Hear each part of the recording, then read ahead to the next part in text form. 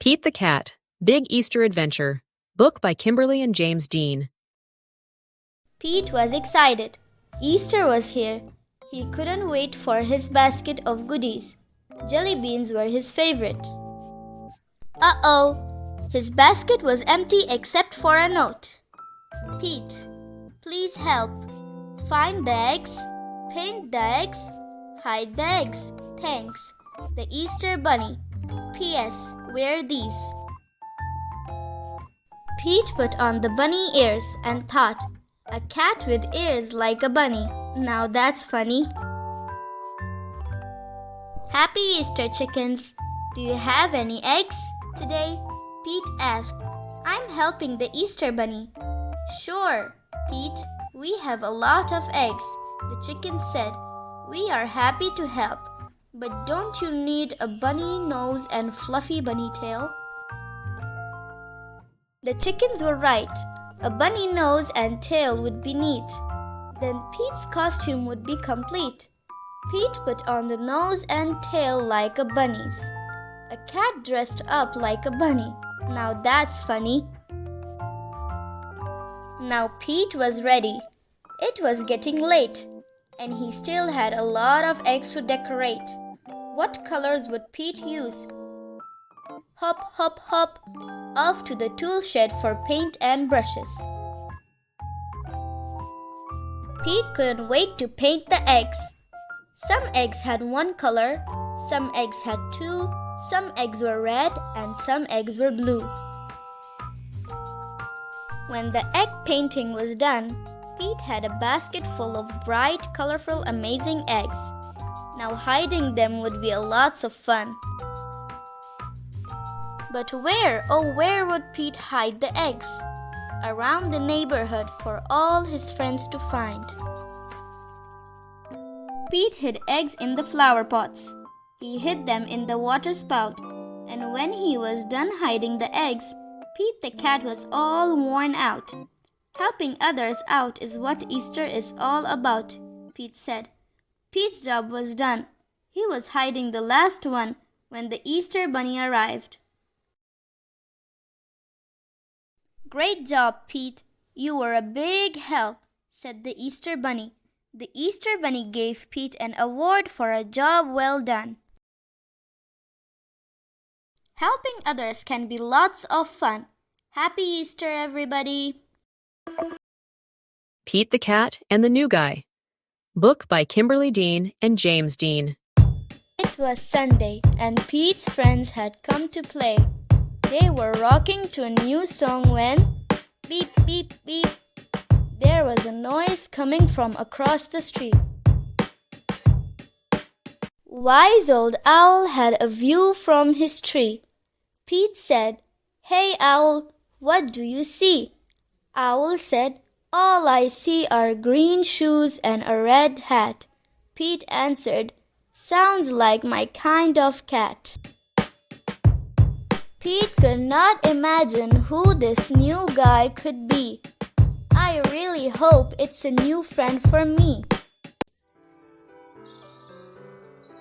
On Monday, Pete wanted to say hi, but he was feeling kind of shy. So he just rode by and by and by and by, until finally Pete got to meet the new guy. Pete said, I've never met anyone quite like you. You seem like a duck and like a beaver too. The new guy said to Pete, Hi, my name's Gus. Glad to meet you. I'm a platypus. Pete said, You're not like me and I'm not like you. But I think being different is really very cool. On Tuesday, Pete and Gus took a walk down the street. They came to Squirrel who was playing in a tree. Hi Gus, said Squirrel. Climbing is easy.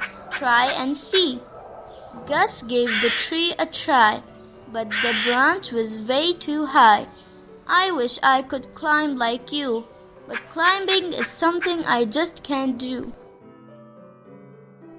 Pete said, "Don't be sad, don't be blue. There is something everyone can do." On Wednesday, Pete and Gus took a walk down the street. They came to Pete's friend, Grumpy Toad, who said, "Come play leapfrog with me. Jumping is easy, try and see." Gus jumped and leaped, but he couldn't get over Toad or Pete. "I wish I could jump like you, but jumping is something I just can't do." Pete said, "Don't be sad, don't be blue. There is something everyone can do." On Thursday, Pete and Gus took a walk down the street. Soon, they saw Octopus, who said, "Come juggle with me. Juggling is easy, try and see. I wish I could juggle like you, but juggling is something I just can't do." Pete said, "Don't be sad, don't be blue. There is something everyone can do." On Friday, Pete and Gus took a walk down the street. Gus said, "I can't juggle or jump or climb a tree. It's no fun around here for me." On Saturday, Pete hoped Gus would come out to play. "I wish Gus wasn't sad. I wish Gus wasn't blue. I wish there was something we could do." Just then, Pete heard a groovy sound. It was coming from across the street. Gus was walking to his own beat. Sweet. Pete said, "Check out Gus the platypus. He found something cool he can do with us." Tap, thump, thump, tap.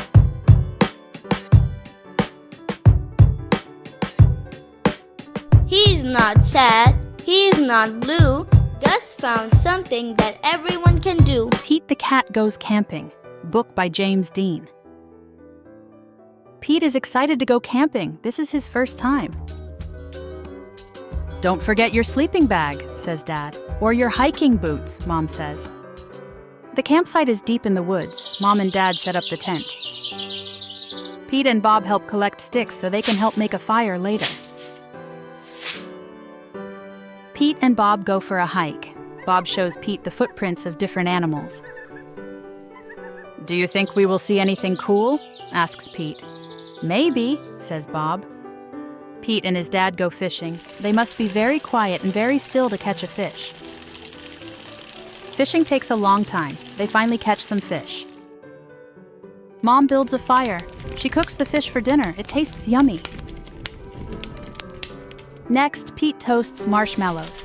Pete makes s'mores with chocolate and graham crackers. It starts to get dark out. Bob tells Pete a story about a scary, hairy giant. The giant lives in the woods. His name is Bigfoot. "Do you think Bigfoot lives here?" asks Pete.